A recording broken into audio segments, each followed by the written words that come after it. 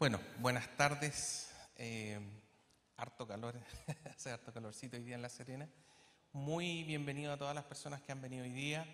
Como dijo el pastor Carlos, ¿cierto? Este es un tema que realmente debiera ser muy importante para los cristianos.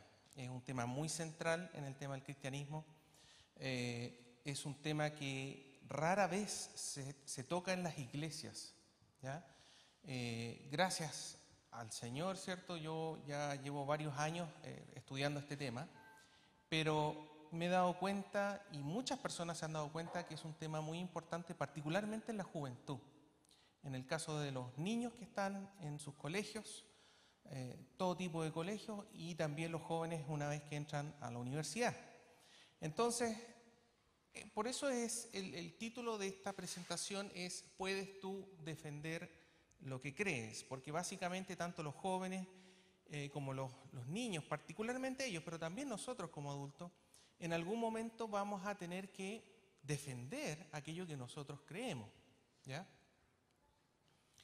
¿Cuáles son los temas que nosotros vamos a ver esta noche? Vamos a ver, la Biblia tiene las respuestas, el origen del universo, el origen de la vida, y ya para la próxima semana veríamos los últimos dos puntos, que es el registro fósil y los dinosaurios.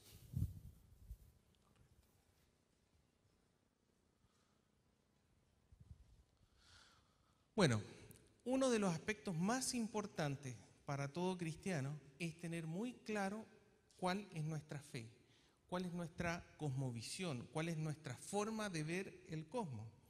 Y principalmente hay dos cosmovisiones. Una, que en esta ocasión la vamos a poner como nombre la cosmovisión naturalista, ¿ya? Y otra sería la cosmovisión creacionista bíblica. ¿En qué consisten estas cosmovisiones? En el caso de la naturalista, que también algunos le pueden decir evolucionista, consiste de que entre hace 13 a 15 billones de años, ¿cierto?, ocurrió lo que se conoce como el Big Bang, esta expansión del universo. Luego, hace 4,6 billones de años aproximadamente, se habría formado la Tierra en forma espontánea. Luego, hace 4 billones de años, se habría formado la vida en la Tierra, nuevamente a través de procesos azarosos y a través de un proceso que se conoce como evolución, pero específicamente macroevolución. La vida llegó a tener la complejidad que es la que nosotros podemos apreciar hoy en día. ¿Qué es lo que toca para el futuro? Es una gran interrogante según esta cosmovisión. No se sabe.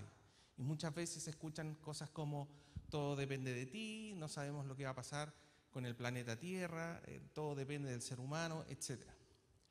Por otro lado, la cosmovisión creacionista bíblica, que es lo que nos dice la Biblia, que aproximadamente el año 4000 antes de Cristo habría ocurrido los eventos que aparecen desde Génesis 1, versículo 1 en adelante. Habrían ocurrido estos 6 días de la creación donde todo fue creado, ¿cierto? Dice los cielos, las tierras, todo fue creado en ese periodo.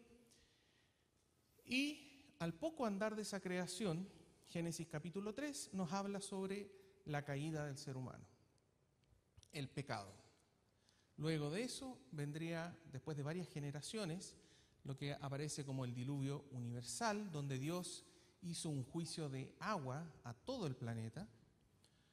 Luego que Noé, su esposa, los 3 hijos, ¿cierto?, Sem, Cam y Jafet, y sus respectivas esposas, se bajaron del arca, poblaron la tierra, y nuevamente al poco tiempo tenemos la Torre de Babel, esta confusión de las lenguas, ¿cierto?, para que la población humana se distribuyese por todo el planeta.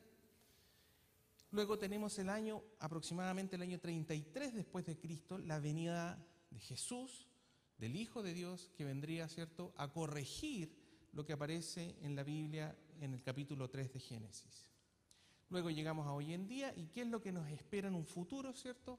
Aparece el rapto, luego aparece lo que se conoce como la segunda venida de Jesús, el milenio y finalmente un juicio de fuego, para finalmente tener vida eterna en Cristo Jesús, Señor nuestro. Esta cosmovisión, esta visión, esta forma de tener una claridad, una imagen completa de ambas cosmovisiones es muy importante.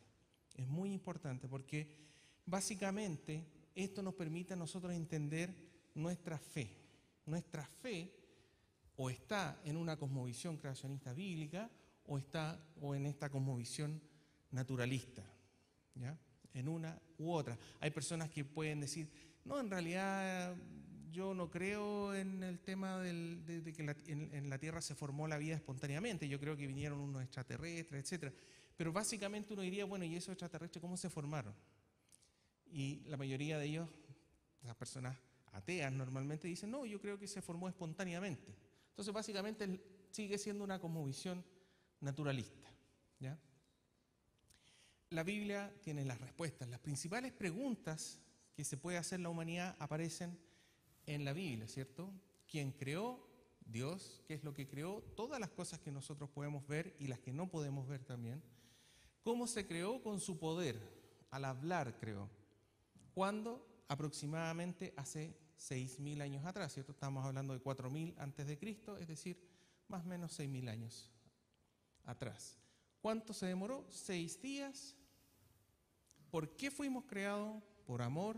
Nuestra naturaleza es pecaminosa, es caída, ¿cierto? Como ser humano. ¿Qué es lo que ocurrió en la antigüedad? Aparece en el libro de Génesis, capítulo entre el 1 y el 11. ¿Qué es lo que va a ocurrir? También aparece en el libro de Apocalipsis. ¿Y qué es lo que ocurre al morir? El juicio. La Biblia, hay personas que pueden creer en ella y otras que no pueden, que no creen en ella, digamos, pero no pueden decir de que en la Biblia no están las respuestas. ¿Ya? En la Biblia están las respuestas de todas estas preguntas que son las principales. Respecto a los 6 días de creación, es importante saber de que hay una multitud de personas, científicos muy serios que han trabajado en instituciones muy formales, muy serias a nivel mundial y que creen literalmente en los 6 días de la creación que aparecen en la Biblia, literalmente. Por lo tanto, esto no se trata de, y esa es una de las primeras cosas que hay que aclarar, de que esto es la fe o la religión versus la ciencia, porque si es así, todas estas personas tienen mucho conocimiento y aún así creen en los 6 días que aparecen en la Biblia. Primer punto, puede que muchas personas en algún momento se encuentren con alguien que les pregunte sobre la evolución. ¿Ustedes creen en la evolución? Y la principal respuesta que nosotros debemos dar es pedir que nos aclaren si están hablando de microevolución o de macroevolución. ¿Por qué? Porque la palabra evolución es una palabra muy resbaladiza, muy general. En el fondo lo que quiere decir evolución es cambio, cambio. Y si alguien le pregunta a ustedes, ¿ustedes creen en el cambio? Bueno, depende, ¿qué tipo de cambio? Por eso cuando alguien nos habla o nos pregunta sobre la evolución, nosotros debemos pedirle que nos aclare si es macro o microevolución. ¿Cuál es la diferencia? ¿Cuál es la diferencia? En este libro del año de 1960, que se llama Implicaciones de la evolución, ¿cierto?, dice, hay una teoría que declara que se pueden observar a muchos animales vivos sufrir cambios de manera de que nuevas especies son formadas. A esto se le puede llamar la teoría especializada de la evolución y se puede demostrar en algunos casos por medio de experimentos. Esta es la microevolución, algunos pequeños cambios que sí se pueden observar, demostrar, repetir por medio de experimentos. También se le conoce como selección o también como adaptación. Esto es algo que se observa. Nosotros lo podemos observar hoy en día, los agricultores lo aplican por muchos siglos, ¿cierto? Se refiere a cambios o variaciones horizontales, ¿ya? Por ejemplo, cuando tenemos, en el caso de la parte agrícola, tenemos vacas que tienen cuernos más largos, más cortos, hay vacas que tienen manchas, otras no, de distintos colores, ¿cierto? Pero siguen siendo vacas, ¿cierto? A veces se le puede dar hasta un nombre nuevo, una especie nueva. En el caso de las bacterias que son resistentes, también se les da a veces algún nombre de una especie nueva que encontraron, que descubrieron. Pero básicamente siguen siendo bacterias, siguen siendo vacas, siguen siendo perros. Esta es la teoría especializada de la evolución o microevolución, ¿ya? Y aquí tenemos el caso de las vacas. Diferentes tipos, diferentes formas, pero siguen siendo vacas. Otro ejemplo de la microevolución la podemos observar en estas dos imágenes. ¿Ya? Son cráneos de animales, ¿cierto? Y uno podría preguntarse y decir, bueno, ¿serán la misma especie? ¿No es la misma especie? ¿Qué son? ¿Ya? Y es interesante descubrir de que en realidad son los cráneos de un chihuahua y un gran danés. ¿Qué pasaría si, por ejemplo, no existieran esas especies hoy en día, la especie de los perros no existieran hoy en día y encontraran estos cráneos? Lo más probable es que dijeran que estos son completamente distintos, no tienen nada que ver uno con otro, pero nosotros sabemos que sí. Y esto nos demuestra que la microevolución o la selección o la adaptación puede producir unos cambios tremendos en la forma, ¿ya? De lo que se va a encontrar, de los huesos en este caso. Ahora, la gran diferencia es lo que se conoce como la macroevolución, ¿cierto? Dice que hay una teoría que dice de que todos los seres vivos del mundo han surgido de una única fuente, la cual provino de una forma inorgánica, es decir, sin vida. A esta teoría se le puede llamar la teoría general de la evolución, o macroevolución, o evolución uniformista darwiniana, ¿ya? Normalmente ustedes los van a ver en los textos escolares con este tipo de esquemas donde aparece una raíz, ¿cierto? Como la raíz del tronco de un árbol, donde sería esta única especie original que a través de millones de años, ¿cierto? Y billones de años se habría transformado en lo que nosotros vemos hoy en día. Ese organismo original habría dado lugar a todo lo que conocemos, las bacterias, los virus, todo el reino animal y vegetal, digamos, con toda la complejidad que ustedes pueden apreciar hoy en día. Esa es la teoría generalizada de la evolución, o la macroevolución. Por eso, y eso es algo que nosotros hacemos mucho hincapié acá con los jóvenes y los niños, ¿cierto?, que ven esta materia, nosotros siempre les decimos que ustedes tienen que preguntar cuál es la evidencia. ¿Cuál es la evidencia? En el caso de la ciencia experimental, se exige de que para que algo pertenezca a la ciencia experimental debe ser observable, debe ser repetible, debe ser experimentable y debe ser falsificable. Yo tengo que poder observarlo, mirarlo. Este experimento yo tengo que poder repetirlo en diferentes condiciones. Da lo mismo si estoy acá en La Serena, o estoy en Coquimbo, o estoy en Punta Arenas, o estoy en Alaska. Tiene que poder repetirse en la experiencia. Debe ser experimentable. Yo puedo jugar con los factores, tiempo, temperatura, presión, y debe ser falsificable. O sea, debe haber alguna forma que yo pueda autodemostrarme de que estoy mal. Debo decir, mira, si estoy en lo correcto, esto va a ocurrir. Si no estoy en lo correcto, va a ocurrir esto. ¿Qué es lo que pasa con la macroevolución? No es observable, porque se supone que es algo que ocurre a través de millones y billones de años. No es repetible, porque ya ocurrió y se demora tanto en que vuelva a ocurrir. No es experimentable, no puedo cambiar las diferentes variables, ¿cierto? Y tampoco es falsificable, porque la verdad es que cada vez que encuentran evidencia de que algo no es producto de la evolución, salen con otra teoría que de alguna forma u otra dice, bueno, en realidad sigue siendo evolución.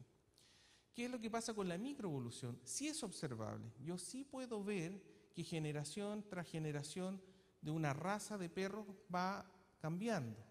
Yo sí puedo ver que, por ejemplo, las vacas que producen más leche, si se empiezan a seleccionar, cada vez empieza a aumentar su producción. Es repetible, esto lo podemos hacer en distintos lugares. Es experimentable, puedo probar con diferentes tipos de alimentos. Es falsificable, yo puedo decir, si esto es correcto, va a pasar esto, y si esto es incorrecto, no va a ocurrir eso, ¿ya? Por lo tanto, debemos tener muy claro que en términos de evidencia, no existe evidencia para la macroevolución y sí existe evidencia para la microevolución. Existe evidencia. Por lo tanto, como resumen, la macroevolución, que también se le conoce, se basa en lo que se conoce como el materialismo, ¿cierto?, o naturalismo, ¿ya? Y como tal, la macroevolución es una ideología donde no puede existir un Dios creador, ¿cierto? Y en el caso del naturalismo, exige de que todo lo que yo observo debe poder explicarse por medios naturales, por cosas que yo observo hoy en día en la naturaleza. No permite eventos sobrenaturales, ¿ya? Y otro aspecto importante es que la macroevolución no es ciencia porque no presenta evidencia. Y ese es ese punto tan importante que les decía yo, que uno siempre tiene que cuestionarse, sea lo que sea, digamos, sea si estamos hablando en este caso del ámbito científico, pero si estamos hablando en el caso del ámbito de la ciencia, también, de la fe, de la Biblia, también es importante cuestionarse cuál es la evidencia. Si alguien se le acerca a uno, por ejemplo, y le empieza a hablar sobre toda una doctrina, y uno le dice, bueno, ¿y dónde está la evidencia? En nuestro caso, ¿dónde está escrito? ¿Ya? ¿Con qué se sustentan las cosas? Y eso es algo muy importante. Veamos respecto al segundo punto que íbamos a ver, el tema del origen del universo. ¿Qué es lo que nosotros sabemos del origen del universo? Recordando un poco esta cosmovisión que vimos al principio, ¿cierto? Dice que entre 13 y 15 billones de años habría ocurrido este famoso Big Bang, la famosa teoría del Big Bang. Mateo 22:37 dice, Jesús le dijo, amarás al Señor tu Dios con todo tu corazón, con toda tu alma y con toda tu mente. Ese es un versículo que está muy asociado con esta pregunta y con esta sugerencia que siempre les digo yo, que tienen que preguntarse dónde está la evidencia. Debemos usar nuestra mente. Es importante que toda persona, y eso incluye a los cristianos, usen su mente y se cuestionen y pregunten cuál es la evidencia. Una buena pregunta respecto al Big Bang es ¿de dónde vino la materia que creó esa gran bola de fuego? ¿Qué es lo que dice la teoría del Big Bang? Dice que toda la materia y toda la energía que hay hoy en día en el universo estaba concentrada en un punto semejante al punto de cualquier libro, de cualquier texto. Pero la pregunta es, bueno, ¿y de dónde vino todo eso? ¿De dónde vino toda la energía? ¿De dónde vino toda la materia? Este físico, que es muy famoso, que se llama Paul Davies, que es ateo, físico, evolucionista, ¿cierto?, escribió en este libro, el Big Bang representa la suspensión instantánea de las leyes de la física, un repentino y abrupto flash sin leyes físicas que permitió que algo se formase de la nada. Representa un verdadero milagro. Ese algo que dice ahí, permitió que algo se formase de la nada, es todo. Porque lo que está planteando la física actual es que ese puntito que dio origen al Big Bang apareció de la nada, apareció espontáneamente, que es algo que contradice completamente las leyes de la física. Pero eso es lo que se plantea hoy en día. Y esto es algo que no se habla, no se enseña, porque es un tremendo vacío. Joseph Silk, que tiene un PhD en astronomía, ¿cierto?, en la Universidad de Oxford, también escribió, es justo decir que todavía tenemos una teoría sin un comienzo. Hay una teoría de esta expansión de este puntito, pero ¿de dónde vino? No se sabe. Otro astrofísico, ¿cierto?, dice, estaba feliz de anunciar que los astrónomos no tienen la más mínima evidencia de la supuesta producción cuántica del universo a partir de una nada primordial. Esa es la teoría actual. Todo lo que ustedes ven hoy en día en el universo vino de la nada. Apareció espontáneamente, concentrado en un puntito y se expandió. Esa es la teoría.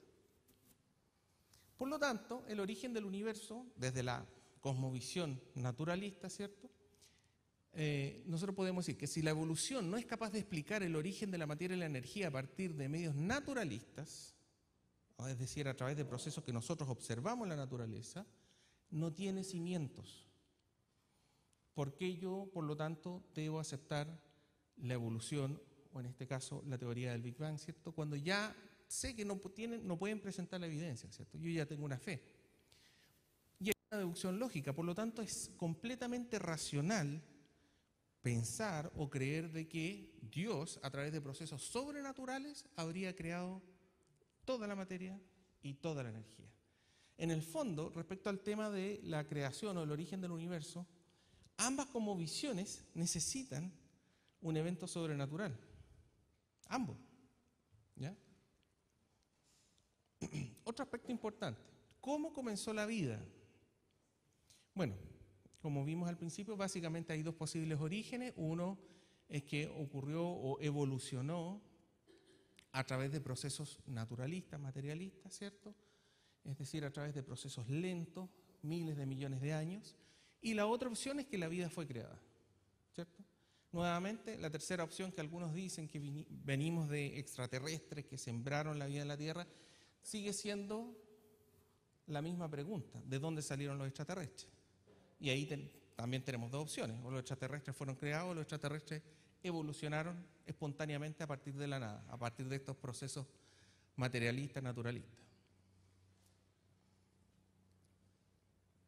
El modelo evolutivo, ¿cierto?, asume de que hace 4,6 billones de años se habría formado la Tierra espontáneamente, y luego ciertos compuestos químicos se formaron en lo que se conoce como una sopa primordial. Estos compuestos químicos se fueron uniendo y fueron formando moléculas, y estas moléculas se unieron y a través de procesos muy lentos y completamente aleatorios se formó la vida. Y por lo tanto tenemos esta que es la famosa ecuación de la vida según esta cosmovisión, que dice que tiempo más el azar va a formar la vida. Es lo que dice Colosenses 1:16, la otra cosmovisión, ¿cierto? Dice: porque en Él fueron creadas todas las cosas, las que hay en los cielos, en la tierra, visibles, invisibles, sean tronos, dominios, sean principados, potestades. Todo fue creado por medio de Él y para Él. Esa es la gran diferencia entre ambas cosmovisiones. Recordando un poquitito el vocabulario que nosotros vimos en química, podemos decir de que la unidad básica, ¿cierto?, es el átomo. Una agrupación o disposición de átomos forman moléculas, y si yo a alguna de estas moléculas le doy una disposición, las ordeno de alguna forma específica, voy a formar aminoácidos. Y nuevamente, si ordeno estos aminoácidos de alguna forma bien específica, voy a obtener las proteínas. Las proteínas serían los compuestos más complejos que tendría el ser humano y la vida en general. Las proteínas. Por lo tanto, una de las cosas que a muchos nos mostraron en los textos escolares era el famoso experimento de Miller, donde en una cámara y en un experimento cerrado, ¿cierto?, en un laboratorio, él colocó en una cámara de entrada estos compuestos químicos que serían o formarían esta sopa primordial. Le aplicó una chispa, ¿cierto?, electricidad, un condensador, un vaso precipitado aparece ahí donde iba recibiendo lo que se iba formando, y se estaba formando vapor de agua en otro lado. Bueno, este experimento se muestra en muchos libros de ciencia como la evidencia de que la vida se puede formar espontáneamente.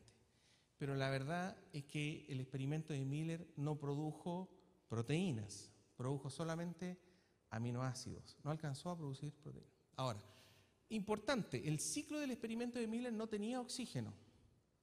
Tenía esta sopa primordial, pero no tenía oxígeno. ¿Por qué? Porque la vida no puede empezar con oxígeno. ¿Por qué no puede? Porque el oxígeno está permanentemente rompiendo los enlaces químicos que se van formando. Tampoco puede generarse la vida sin oxígeno, porque si no tenemos oxígeno, no podríamos tener esta capa de ozono en nuestra atmósfera, que es la que nos protege de estos rayos del sol. Otra teoría: la vida comenzó en los océanos. Químicamente, ¿es eso posible? ¿Es eso factible? No. ¿Por qué? Por un proceso conocido como hidrólisis, que es la reacción química, ¿cierto?, donde el agua está permanentemente rompiendo los enlaces químicos. Es decir, con oxígeno, sin oxígeno o en el agua, si esta vida se hubiera formado espontáneamente, se hubieran descompuesto, se hubiera roto todos los enlaces inmediatamente, producto de la naturaleza de la química. Ahora, respecto a los aminoácidos, que es la base para producir estas proteínas, ¿cierto?, hay más de 2000 tipos de aminoácidos, pero para la vida en general, humana o no humana, vegetal, solamente hay 20 que son utilizados. Ahora, es importante saber que en la química en general está lo que se conoce como la imagen especular de: tenemos aminoácidos de mano izquierda, aminoácidos de mano derecha, ¿ya? Ahora, ¿por qué es importante saber eso? Porque en el caso de la vida, el 100% de los aminoácidos que se utilizan son levógiros, es decir, de mano izquierda. Si yo estoy tratando de crear vida y empiezo a unir aminoácidos de mano izquierda y de repente me equivoco y meto un aminoácido de mano derecha, se acaba, no puedo producir las proteínas que son tan necesarias. En el caso del experimento de Miller, produjo tanto levógeros como dextrógeros los aminoácidos. Y eso es característico de la vida de un ser humano, de una planta, una vez que muere. Nosotros tenemos el 100% de aminoácidos de mano izquierda, y una vez que una persona fallece, de a poco sus aminoácidos empiezan a cambiar a aminoácidos de mano derecha. Y finalmente termina 50% izquierdo, 50% derecho. Por lo tanto, la evidencia de Miller, más que vida, es muerte en realidad. ¿Ya? Ahora, alguien podría decir, bueno, pero quizás es muy difícil la formación de la vida, pero dado suficiente tiempo, podría ocurrir. Y nosotros debemos preguntarnos, ¿es eso una declaración válida? ¿Es eso una declaración científica? ¿Está bien científicamente hablando eso? ¿Dado suficiente tiempo, cualquier cosa puede ocurrir? Y la verdad es que no. Existe científicamente lo que se conoce como el límite de la probabilidad universal. ¿Y qué es lo que dice ese límite? Dice que si un evento, cualquier evento, tiene una probabilidad inferior a 10 elevado a menos 150, nunca va a ocurrir. Ese evento nunca va a ocurrir. ¿Cómo se obtuvo ese valor? Se obtuvo a través de esa ecuación donde básicamente tomaron todos los átomos que hay en el universo, lo multiplicaron por la tasa de diferentes combinaciones de átomos por segundo, y luego lo multiplicaron por todos los segundos que habrían en el universo, si es que realmente el universo tiene 14, 15 billones de años, y por si acaso ese número de segundos lo multiplicaron por 1 billón, para asegurarse. Y eso les dio 10 elevado a 150. Entonces, existe un límite, ¿ya? Por lo tanto, el azar y el tiempo tienen un límite, y aunque yo asuma billones de años y conociendo la inmensidad del universo y las interacciones, han ocurrido 10 elevado a 150 interacciones entre todos los átomos del universo desde hace 14,5 billones de años atrás, ¿ya? Ese es el límite. ¿Cuál es la probabilidad entonces de que se forme una proteína? 10 elevado a menos 191. O sea, matemáticamente, científicamente, es imposible que una proteína se forme en forma espontánea. Una proteína. Y para la vida se necesitan por lo menos, pero por lo menos unas 40 proteínas, pero por lo menos. Entonces, yo lo que estaría necesitando es que se produjese azarosamente, en este caso, 40 proteínas y que interactuaran a la perfección. ¿Cuál es la probabilidad de que se forme una célula? Que, por si acaso, cada vez nosotros sabemos que es mucho más complejo de lo que creíamos hace años atrás, es 10 elevado a menos 40.000. O sea, absolutamente imposible que se haya formado una célula en forma espontánea. Estas personas que vamos a ver ahora son citas de personas que se declaran ateas, no son personas que sean cristianas o judías o de algún tipo de fe religiosa, digamos, que crean en algún dios. Bernard Lowell, PhD en astronomía, ¿cierto?, dice que las probabilidades de que se forme la vida espontáneamente es 0. Francis Crick, uno de los co-descubridores de la molécula del ADN, dice: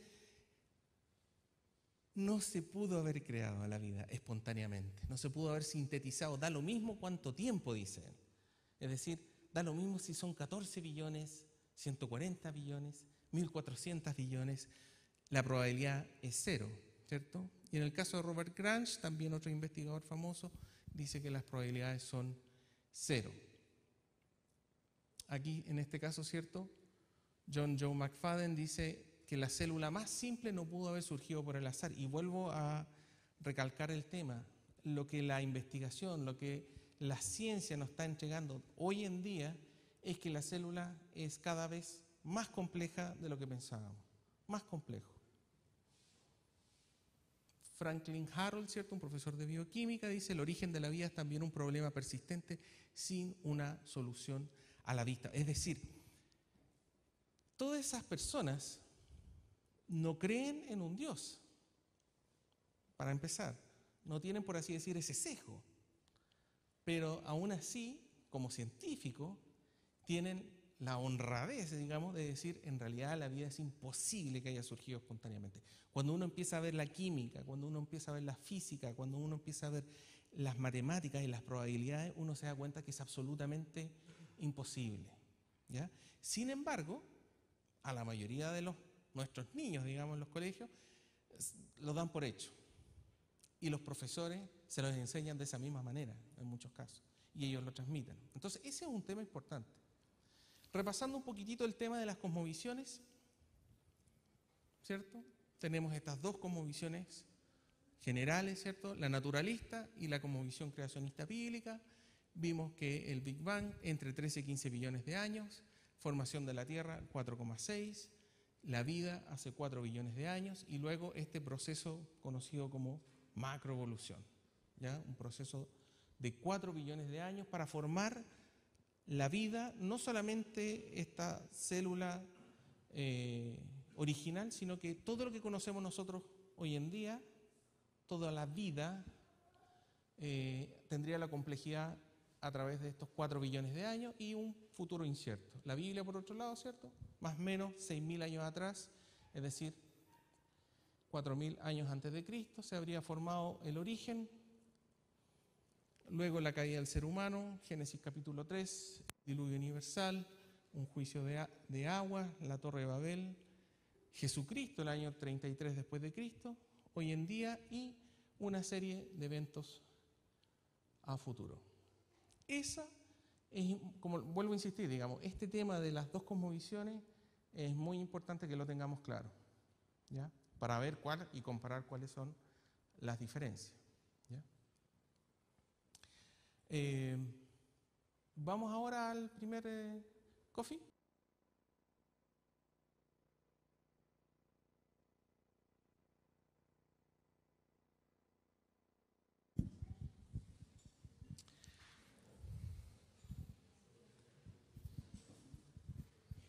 Bien, entonces vamos a ver ahora la segunda parte. Como les decía al principio, la idea son 4 partes. La presentación está dividida en 4 y la idea es que hoy día veamos 2 y la próxima semana las otras 2. Siempre las presentaciones las comenzamos repasando esta visión general de las cosmovisiones.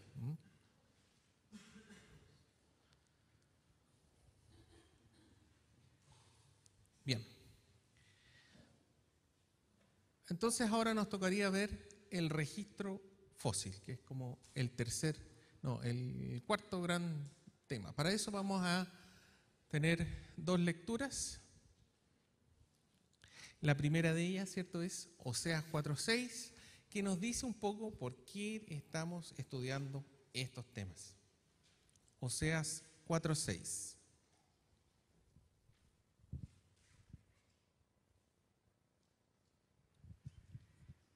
Mi pueblo fue destruido porque le faltó conocimiento. Por cuanto desechaste el conocimiento, yo te echaré del sacerdocio, y porque olvidaste la ley de tu Dios, también yo me olvidaré de tus hijos. Ya, entonces ahí está el tema de la falta de conocimiento, muy relevante. Y 1 de Pedro 3:15, que es otro versículo que también, si quieren, lo anotan ahí porque es muy, muy importante.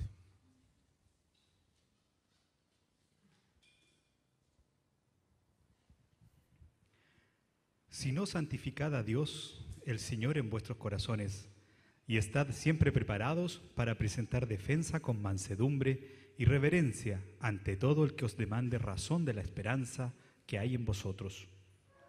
Ya, entonces el llamado a estar siempre preparado para presentar una defensa de nuestra esperanza, ¿ya? Siempre debemos estar preparados para tener esa defensa. En este caso, ¿cierto?, un texto de ciencia y uno de la Biblia, digamos.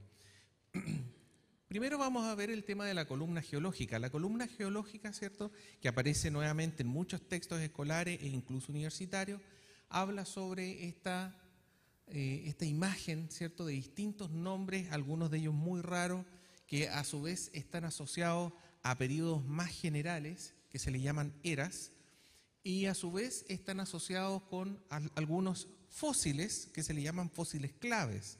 De tal manera que si yo me encuentro con un cierto tipo de fósil, yo podría teóricamente hablando, decir, este fósil, esta especie de fósil, es una especie que se encuentra en el período Jurásico y por lo tanto tiene entre tantos millones de años y tantos millones de años. ¿Ya? Una buena pregunta, nuevamente, el llamado es a preguntarse cuál es la evidencia. ¿Cómo y cuándo nació esta idea? Esta idea, esta concepción, partió con una propuesta del año 1659-1738, que es Benoit de Maillet, que escribió una serie de libros donde él empezó a proponer que la Tierra era una Tierra muy, muy antigua, que se había formado lentamente. Luego, Georges Leclerc, ¿cierto?, más adelante sacó en el año 1749 un libro de historia natural. Pierre-Simon Marquis de Laplace, ¿cierto?, también escribió un libro donde propuso esta idea de que la Tierra se había formado, y no solamente la Tierra, el sistema solar en general, a través de una nebulosa, James Hutton, 1726 al 97, se especializó en el área de biología, ¿cierto?, y escribió un libro que se llama, dio el concepto de uniformidad, y nació el concepto de uniformismo, es decir, que la Tierra y el universo también se habían generado a través de procesos lentos y uniformes, con pequeños cambios a lo largo de mucho tiempo, versus lo que aparecía y lo que la mayoría de la gente creía en aquella época, que era el catastrofismo, que era lo que aparece en la Biblia. La Biblia habla de grandes catástrofes. Finalmente mencionamos a Charles Lyell, que fue un mentor de Darwin, cuando Darwin se subió al Beagle, a este barco, ¿cierto?, que empezó a recorrer, entre otras partes, las Américas. Llevaba un texto de Charles Lyell, ¿cierto?, que fue, por así decir, el padre de la geología. Era abogado de profesión, pero escribió un libro que se llamaba Principios de la Geología y acuñó una frase muy importante que es: el presente es la clave del pasado. Es decir, yo para entender el pasado, tengo que basarme en el presente. Es decir, la única forma de que yo puedo explicar lo que ocurrió hacia atrás es observando lo que veo hoy en día. ¿Ya? Y la Biblia nos habla de eventos catastróficos que ocurrieron una vez, como es en el caso del diluvio universal. Entonces, así se fue formando, digamos, este concepto de uniformismo, terminando obviamente con Charles Darwin y su texto El origen de las especies.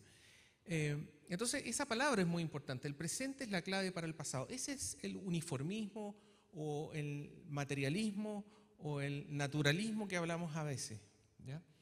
Son conceptos que en el fondo dice de que para poder explicar lo que podemos observar, solamente podemos utilizar cosas que podemos observar hoy en día en la naturaleza. Ese es el uniformismo, entonces. Principio según el cual los procesos naturales que actuaron en el pasado son los mismos que actúan en el presente. Pregunta: ¿dónde se encuentra la columna geológica? Y la respuesta es en un solo lugar, en los textos. Es el único lugar donde ustedes van a encontrar la columna geológica. No la pueden encontrar en un lugar físico.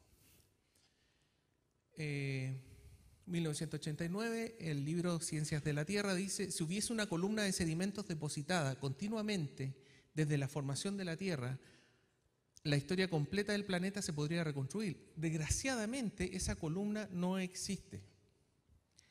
Siempre, donde dice ahí, donde faltan sedimentos hay un quiebre en el registro sedimentario. Dichos quiebres generan brechas en el registro que pueden variar desde unos pocos años a cientos de millones de años. Es decir, nunca se va a encontrar la columna geológica completa. Siempre hay brechas, quiebres, cortes. ¿Ya? Y ahí estábamos viendo el tema de los fósiles clave. Bueno, otra pregunta importante: ¿cómo se forman los fósiles?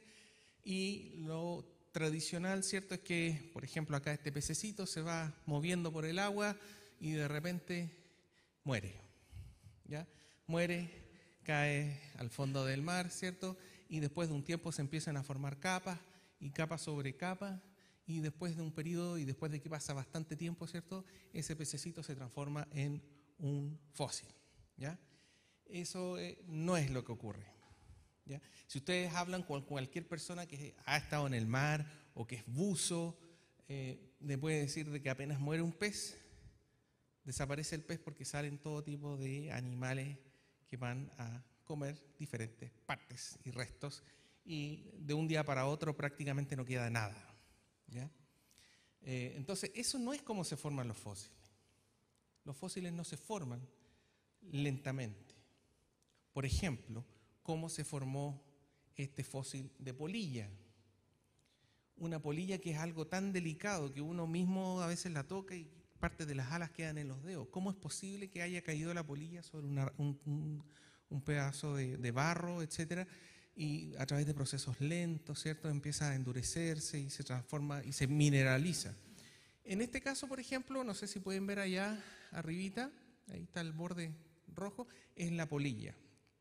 Es un fósil de polilla donde hicieron análisis y estudios, lograron detectar los pigmentos, lograron detectar las estructuras que tienen en las alas las polillas. Imagínense el detalle que pudo quedar registrado en el fósil de esta polilla. ¿Cuánto se demoraría en desaparecer al morir una polilla en el suelo? Nada. Por lo tanto, son procesos rápidos. Los fósiles se producen rápidamente. Aquí tenemos una publicación del 2011, ¿cierto?, donde incluso lograron reconstruir los colores, no solo la forma, los colores, las estructuras de la polilla. ¿Ya? Y no solamente las polillas, ¿cierto? Aquí tenemos una publicación del año 2013 con fósiles de plumas, que también son muy, muy delicadas, colores, formas, estructuras. Acá tenemos, por ejemplo, un ictiosaurio dando a luz. No sé si ahí lo pueden ver, ¿cierto? El ictiosaurio dando a luz. ¿Fue un parto lento o una muerte abrupta, ¿cierto? Es un proceso rápido, un parto. Por lo tanto, necesariamente se formó rápidamente los fósiles. Acá, por ejemplo, un pez comiéndose a otro. Comida lenta, puse yo ahí. No, son procesos lentos, o sea, muy rápidos, perdón. Son procesos muy rápidos para captar, por así decir, casi como una foto. Acá vemos algo que, por ejemplo, se conoce como los árboles poliestratos, que son árboles que cruzan, una serie de capas, ¿ya? Y por lo tanto, también está la pregunta, ¿cómo es posible que un árbol pueda vivir tanto tiempo para poder atravesar millones de años? ¿Ya? O cientos de miles de años, digamos. Y la respuesta es que estos árboles fueron capturados en procesos catastróficos donde estas capas necesariamente se tuvieron que acumular en procesos muy rápidos. Otro tema de los fósiles, algo muy común que se encuentra en los fósiles, ¿cierto?, son los famosos trilobites, un grupo de animales que ya no podemos observar hoy en día, ¿cierto?, que desaparecieron. De hecho, es tan abundante que hay más de 17.000 especies descritas de trilobites. Lo interesante es que los fósiles que se han encontrado tienen una tremenda cantidad de detalle físico. Y algo muy particular que en este caso fue una investigación del año 2006, estudiaron los ojos de los trilobites, que eran ojos compuestos y muy, muy complejos. E incluso pudieron hacer cortes en los ojos y ver cómo era la forma de los cristales, por así decirlo, de los ojos. Y ahí se puede ver la forma. Algo muy interesante, por ejemplo, también es que encontraron diferentes tipos de lentes, diferentes formas de los lentes en los ojos. En el caso de los años 1620 se le atribuyó a Descartes la forma de ese cristal que se utilizó para ciertos instrumentos. Después del año 1630, otra forma, ¿cierto? Sin embargo, a la derecha podemos encontrar las especies de trilobites que tenían la misma forma de ese cristal. ¿Ya? Y en esta publicación del año 2006 aparece, y esto lo van a encontrar en varias publicaciones, pero no lo mencionan. Incluso lo pueden mostrar como acá, pero no lo mencionan, ¿ya? Que es que aparece este famoso periodo cámbrico, que no sé si han escuchado hablar de la explosión cámbrica, que es un periodo donde rápidamente no había vida, o bien había vida muy primitiva, por así decir, abajo de ese periodo, y en ese periodo espontáneamente aparece todo tipo de vida totalmente definida, muy compleja. En este caso, lo que descubrieron los investigadores es que durante la explosión cámbrica aparecen todas esas especies de trilobites y cada uno de ellos con una forma de cristal completamente diferente y útil y funcional y perfecta. Diseños de lentes que, como les decía yo, fueron diseñados por seres humanos en los 1600, digamos. Entonces, ese tipo de detallitos, por ejemplo, es lo que en las publicaciones no se suele comentar, ¿ya? Qué raro que de un momento a otro aparezcan todas estas especies. Supuestamente aquí es donde comenzó la vida, digamos, y aparecen todas estas especies completamente distintas unas de otras, con una complejidad increíble, solamente en el ojo, complejidad increíble, o el resto del cuerpo también, pero solamente en el ojo podemos encontrar una complejidad increíble, y que aparecieron en un momento y desaparecieron repentinamente, ¿ya? No se cuestionan eso. Hablan sí de que existieron estas especies. En el año 2011 también salió otra publicación donde encontraron un fósil de un ojo de un insecto. No saben qué especie es exactamente, pero dicen que es muy semejante a esta mosca que sí se encuentra hoy en día, que aparece ahí el nombre, ¿cierto? Y aquí podemos ver, por así decir, la religión de la evolución. Es decir, a pesar de la evidencia que yo tengo, yo creo firmemente en la evolución y por lo tanto los resultados los adapto para que funcione, entre comillas, con mi cosmovisión. Dice, los especímenes descritos aquí representan la primera evidencia microanatómica confirmando que la visión altamente desarrollada, por eso muy muy compleja, en el Cámbrico temprano no se restringió exclusivamente a los trilobites.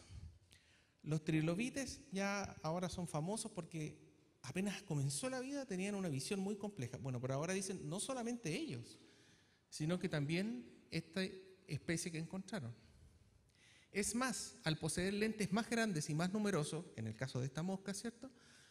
Además de tener una zona brillante distintiva, son sustancialmente más complejos que los ojos contemporáneos de los trilobites, los cuales a menudo se asumen como los órganos visuales más poderosos de su tiempo. Los nuevos fósiles revelan que algunos de los artrópodos más tempranos ya tenían un sistema visual similar a los que actualmente existen. Si la evolución asume que es un proceso de mejoramiento de las especies, ¿cómo es posible de que hayan pasado tantos millones de años y las especies sigan iguales? Eso lo vamos a ver con más profundidad el próximo viernes, lo que se conocen como los organismos fósiles o los fósiles vivientes.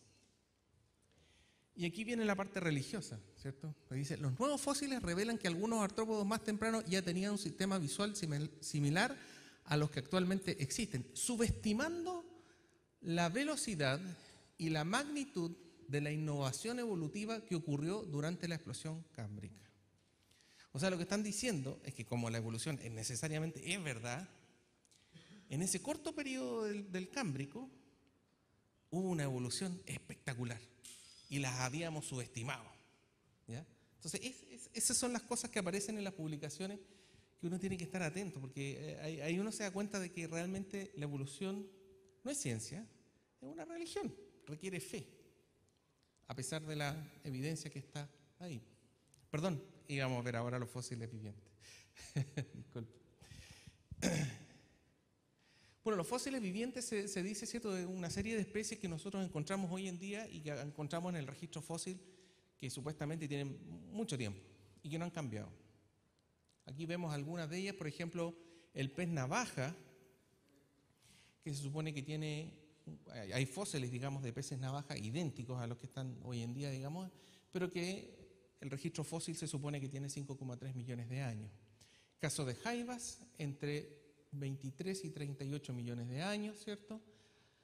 El caso del pez volador, 95 millones de años, ¿cierto? Ahí aparece el período Cretáceo medio, aparece también el lugar donde se encontraron los fósiles. Muchos de la zona, yo me imagino, conocen el pinta roja, un tipo de tiburón pequeñito, ¿cierto? Aquí 95 millones de años. Peces guitarra o pez ángel también se le dice, 95 millones de años. Rayas también. El caso del celacanto, ¿cierto? Muy interesante el caso del celacanto. El celacanto se supone que no existía, solamente habían fósiles. La teoría decía de que estos peces vivían en las costas de la Tierra y que esas aletas pectorales, las que están más adelante, digamos, como las vieron gruesas, decían que estos peces habían comenzado a caminar en la Tierra. ¿Ya? Que demostraba un poco esta teoría de que la vida habría comenzado en los océanos y luego habían entrado en la Tierra. ¿Qué es lo que ocurrió? En el año 1952, ¿cierto? Se pescó por primera vez este individuo en África, en Sudáfrica, ¿cierto? Y se descubrió que la vida de este pez es normalmente a 180 metros de profundidad. Era un investigador que realmente estaba comprando. Fue a comprar pescado para su familia y se encontró con un celacanto en el mercado. Y ahí se fue de espalda. Y ahí empezó a averiguar, y encontraron que efectivamente era una especie que existía actualmente. Y cuando analizaron las aletas pectorales, ¿cierto?, se dieron cuenta que no tenía nada que ver, que eran aletas pectorales nomás. No tenía nada que ver con que estuvieran saliendo a la Tierra. Jaiba herradura, ¿cierto? También 150 millones de años. Crayfish, que es un tipo de langosta de agua dulce, que hay bastante en Estados Unidos, en Australia también, 150 millones de años. Y acá tenemos otro ejemplo, crinoidios, una especie marina, ¿cierto? 345 millones de años. Y esto es mucho, hay mucho tipo de, entre comillas, lo que le llaman los fósiles vivientes, de todo ámbito, también del ámbito no solamente animal, sino también vegetal, árboles, etc. Entonces, ¿qué es lo que implica esto? Esto implica de que todo esto, porque cuando uno habla con una persona que es evolucionista, le dice, oye, pero ¿cómo tú explicas, por ejemplo, el caso del tiburón, el caso de la tortuga o todas estas especies que hemos visto, que no han cambiado? Es decir, no, es que ellos llegaron a un diseño perfecto. Y como llegaron a un diseño perfecto, el proceso evolutivo levantó, por así decir, su freno de mano. ¿Ah? Pero ¿cómo tú puedes explicar tantas especies? ¿Ya? Y por otro lado, un montón de otras especies que supuestamente que no siguen evolucionando hoy en día. Bueno, esos son los tipos de contradicciones que uno se encuentra cuando empieza a cuestionar esto y empieza a ver, bueno, ¿cuál es la evidencia de todo esto?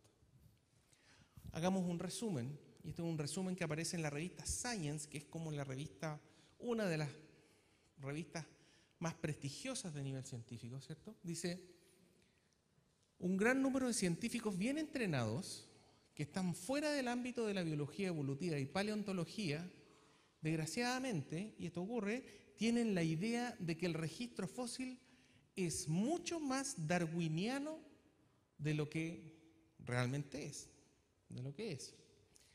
Esto probablemente es producto de la inevitable sobresimplificación de las fuentes secundarias, textos básicos, artículos semipopulares. También hay un poco de hacerse ilusiones, dice. En los años posteriores a Darwin, sus seguidores esperaban encontrar progresiones predecibles. Eso es lo que se suponía que iban a encontrar. Pero en general, estos no han sido encontrados, aunque el optimismo es duro de morir y algunas fantasías también se han introducido en los textos escolares. Entonces, los mismos científicos evolucionistas admiten de que el registro fósil, y eso es algo que nosotros también tenemos que tener claro, el registro fósil no es una evidencia de que la evolución sea verdad. Hoy en día, no es así. Entonces, aquí vamos a ver cuál es la teoría según la cosmovisión naturalista. ¿Ya? Habría esta célula original que está en la base de este árbol, ¿cierto? Y que se habría dividido, se habría complejizado a través de muchos años, cientos de miles, millones de años, llegando a este límite entre el precámbrico y el cámbrico, y en el cámbrico ocurre esta explosión del cámbrico, donde encontramos todas las especies de todos los filums que se conocen hoy en día, ¿cierto?, aparecen en la Tierra, de un momento a otro. Y la línea segmentada es porque eso no se ha encontrado en el registro fósil. ¿Ya? Lo único que está en el registro fósil es la explosión cámbrica. En el registro fósil no encuentran que esta célula individual es un poquitito más compleja, empieza a tener varias células juntas, empieza a tener un organismo que empieza a desplazarse, cada vez un registro, pero de a poquitito, digamos, hasta encontrarme con el trilobite, lo que habíamos hablado. No, los trilobites aparecieron de un momento a otro. Esta mosquita que aparecía ahí con el ojo de la mosca, apareció de un momento a otro. Entonces, esa es la evidencia. De un momento a otro aparecen todas las especies, todos los filums aparecen representados en el registro fósil. Cuando yo empiezo a cuestionar la evidencia, por ejemplo, aquí tengo un esquema de un libro evolucionista. Este es un libro evolucionista que habla sobre cómo se formaron los dinosaurios. Y como podemos apreciar acá, ¿cierto?, tenemos en el punto 1 el origen de todos los dinosaurios y que se fueron bifurcando, y que por el lado izquierdo, ¿cierto?, tenemos los cocodrilos que están vivos hasta hoy en día. Un poco más allá aparecen las aves, un poco más allá aparecen toda la ramificación de todos los diferentes tipos de dinosaurios, y la línea azul arriba, la línea azul que está más arriba, son supuestamente los 65 millones de años donde desaparecieron todos los dinosaurios y solamente continúan con nosotros los cocodrilos y las aves. Pero cuando uno dice, ¿cuál es la evidencia? Y esto es lo que tenía esta revista. Tenía estos gráficos de colores. Y los gráficos de colores, dice, áreas pintadas indican la evidencia sólida del registro fósil. Entonces, la evidencia en el registro fósil de los dinosaurios es que aparecieron en algún periodo y desaparecieron en otro periodo. Pero todas las conexiones, las divisiones, que en el fondo es cuando se supone que empezaron a evolucionar los dinosaurios, están en blanco. No hay evidencia en el registro fósil. Entonces, ese son el tipo de preguntas que nosotros siempre tenemos que hacernos. ¿Cuál es la evidencia? ¿Cuál es la evidencia? Según un profesor de un museo de zoología comparativa de la Universidad de Harvard, ¿cierto?, dice, teniendo en cuenta la realidad de la evolución, o sea, ya partimos, y eso lo van a encontrar muchas veces, dicen, la evolución es una realidad, la evolución es verdad, es un hecho. Se esperaría que los fósiles evidenciaran un cambio gradual y constante. Eso es lo que dijo Darwin que se iba a encontrar, si su teoría era verdad. Un cambio gradual y constante de las formas ancestrales de sus descendientes. Pero esto no es lo que el paleontólogo encuentra. En cambio, él o ella encuentran lagunas en casi todas las series de Phylum. Lagunas. Les faltan. ¿Qué es otro tipo de cosas que nosotros vamos a encontrar en algunos textos? Dicen de que el 99,9% de las especies que han existido están extintas. Es decir, lo que nosotros observamos hoy en día es el 0,1% de todo lo que ha existido. Eso lo dicen. ¿Por qué? Porque todo lo demás fue evolución. El grueso de ese tronco es la evolución, digamos. Nosotros solamente vemos hoy en día las puntitas, el puzzle que está ahí arriba. ¿Ya? ¿Qué es lo que nos dice la evidencia? La evidencia, y este cuadro yo entiendo que es un poco difícil de comprender, pero básicamente lo que dice este cuadro es que todo lo que nosotros vemos hoy en día, si nosotros hacemos un listado de todas las especies que nosotros encontramos hoy en día, representa un 90% de las especies de los fósiles encontrados. Representa un 84,1% de los bivalvos encontrados. ¿Entiendes? Entonces, ese 0,01% que está diciendo que el 99,9% murió, es falso. O sea, cero evidencia de eso, pero es muy popular decir ese tipo de cosas. Entonces, lo que nos está diciendo este cuadro es que básicamente lo que se encuentra en el registro fósil es en gran medida lo que nosotros encontramos hoy en día. Estas especies como trilobites que desaparecieron, dinosaurios que desaparecieron, en la minoría. La gran mayoría de los fósiles son organismos que nosotros encontramos hoy en día. ¿Ya?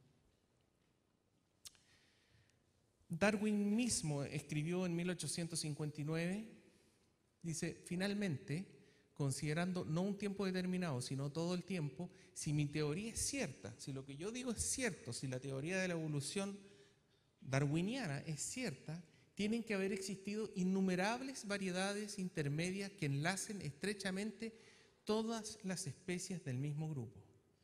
Pero el mismo proceso de selección natural tiende constantemente, como tantas veces se ha hecho observar, al exterminio de las formas madres y de los eslabones intermedios. Eso nos está diciendo que no deberían existir estos famosos fósiles vivientes. ¿Ya? En consecuencia, solo pueden encontrarse pruebas de su pasada existencia en los restos fósiles, los cuales, como intentaremos demostrar en uno de los capítulos siguientes, están conservados en registros sumamente imperfectos e interrumpidos. ¿Ya? Entonces, dado lo anterior, ya no es una excusa válida porque no encontramos en el registro fósil, y eso es algo que mucha gente tampoco sabe, no encontramos en el registro fósil estas variedades intermedias, innumerables variedades intermedias que enlazan estrechamente todas las especies del mismo grupo.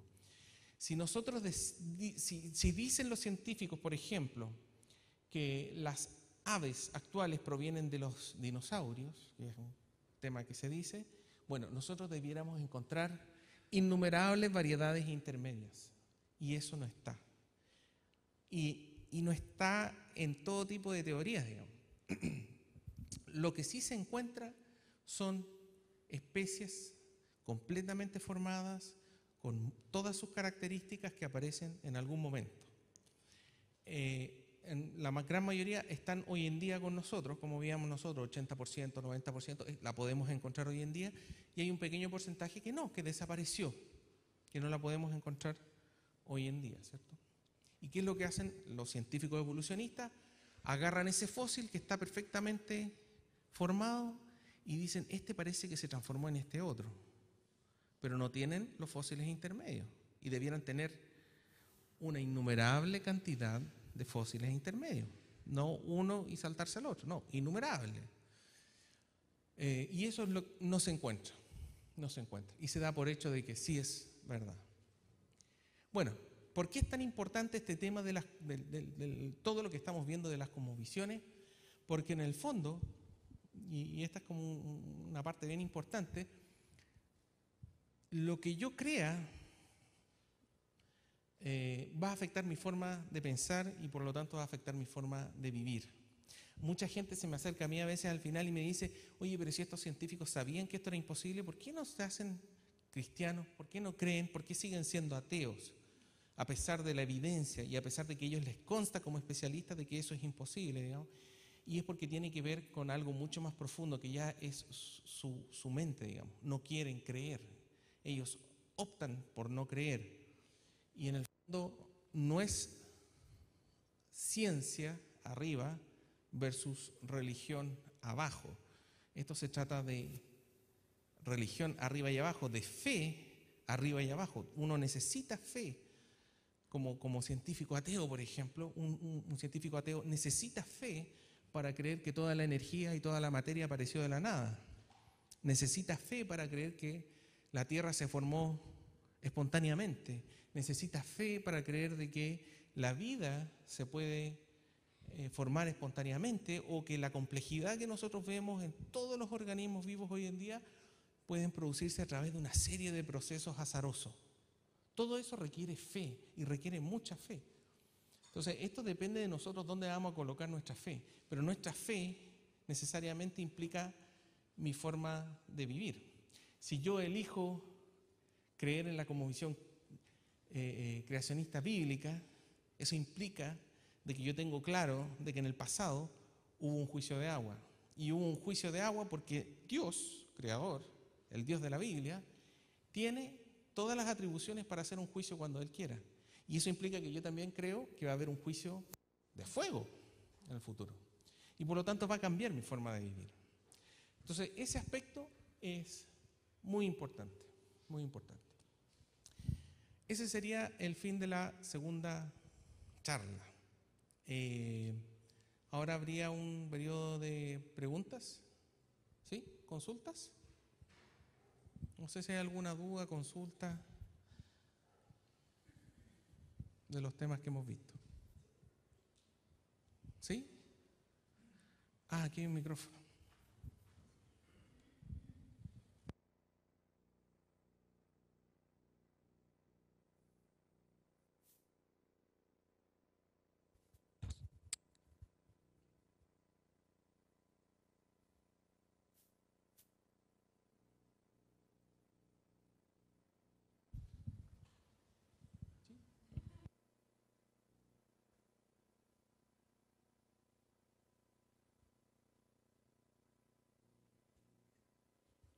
Con respecto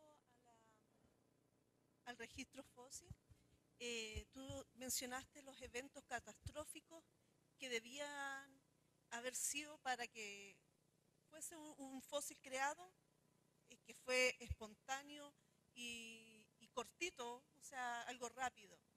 ¿Ejemplos de estos eventos? Ya. Bueno, en el caso de los fósiles, por ejemplo, ¿qué es lo que requiere un fósil para ser formado? Principalmente requiere agua, un ambiente acuoso y requiere minerales. Porque lo que ocurre con el fósil es lo que se llama una mineralización, que en el fondo todos los componentes orgánicos son reemplazados por inorgánicos. Hay algunas cuevas en Estados Unidos que tienen agua justamente que cumple estas características con mucha cantidad de minerales y ellos venden osos de peluche mineralizados, fosilizados, osos de peluche fosilizados y se demoran entre 6 meses o 8 meses, ¿ya? Son procesos muy muy rápidos. En el caso de otro tipo de eventos catastróficos que nosotros podemos encontrar fósiles son normalmente todos los procesos volcánicos. Ahí tenemos, en el caso del monte Santa, en Estados Unidos, Santa Elena, sí. En Estados Unidos, la década de los 80, por ejemplo, claro, ahí hubo un proceso catastrófico, un proceso volcánico, donde hay mucha nieve, deshielo, una gran cantidad de agua y muchas especies mueren repentinamente. Entonces, esos son procesos que se pueden observar hoy en día, además, digamos. O sea, ustedes pueden probar que eso es así, digamos. ¿Sí?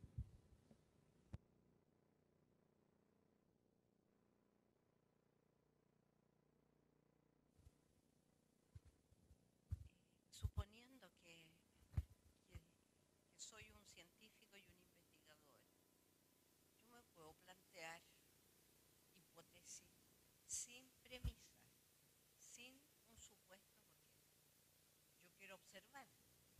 Por lo tanto, trato de hacerlo de tal manera de no religiosinar mi hipótesis. Y por lo tanto, y por eso que son todos los experimentos de doble ciego, cuando yo, por ejemplo, voy a probar un medicamento en un niño hiperactivo, yo no sé quiénes son hiperactivos, cuál es la muestra normal, y el que da la droga al otro tampoco la sabe, que es lo que se llaman los diseños doble ciego. Por lo tanto, puedo yo acercarme a estudiar un fenómeno sin supuesto. Así como parto de la base de un punto cero, yo voy a acercarme a estudiar el fenómeno desde un punto cero también.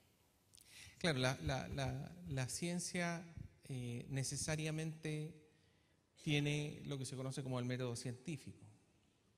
Y el método científico exige o plantea de que uno parta con una hipótesis nula. Y la hipótesis nula es justamente lo que yo no pienso. O sea, siempre va a haber un sesgo. El científico, sea de la religión, fe, ateo, lo que sea, siempre va a tener un sesgo. Pero justamente el mismo método científico lo que se supone que hace es que lo primero que hace es que dice, bueno, ¿cuál es mi sesgo? Y yo voy a asumir de que yo estoy equivocado y mis experimentos para demostrar que yo estoy equivocado. Siempre va a haber un sesgo. Las personas siempre van a tener una tendencia. Ahora, el tema con la ciencia en general hoy en día es que ese sesgo, el sesgo de la evolución, no lo dejan a un lado, no se plantea como la hipótesis nula, sino que ellos dan por hecho, como dice acá, como vimos varios textos que dicen, bueno, asumiendo que la evolución es cierta, digamos. O sea, eso es algo que ni siquiera forma parte de la hipótesis nula, no se cuestiona, no se pregunta, se asume que eso es cierto. Las hipótesis nulas son otra cosa, son si es que los trilobites tenían una complejidad o no tenían complejidad. Tenían 2 ojos, tenían 4 ojos. Esas son las hipótesis nulas que se plantean. Este otro aspecto, que es el aspecto de cuestionarse ya si realmente vivimos en una tierra antigua o en una tierra nueva, si fuimos creados o fuimos producidos a través de un proceso de mutaciones aleatorias, esa parte no se plantea como hipótesis nula. Y ese es el tema. Y si yo llego a planteármelo, no me lo van a publicar. Ese es otro tema. Quisiera decirte es que las ideas actuales ante esta subjetividad que tendría la ciencia, ha surgido nuevos planteamientos como el construccionismo, en el sentido de decir no puedo decir cuál es la realidad se construye.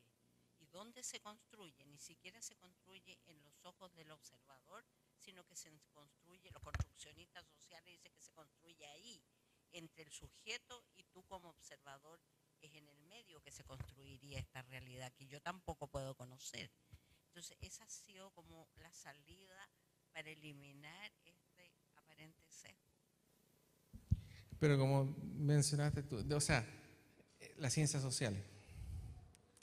Desgraciadamente las ciencias naturales, las ciencias biológicas, no han incorporado eso. No se han cuestionado esto. Claro, ellos no se han cuestionado eso. ¿Una consulta?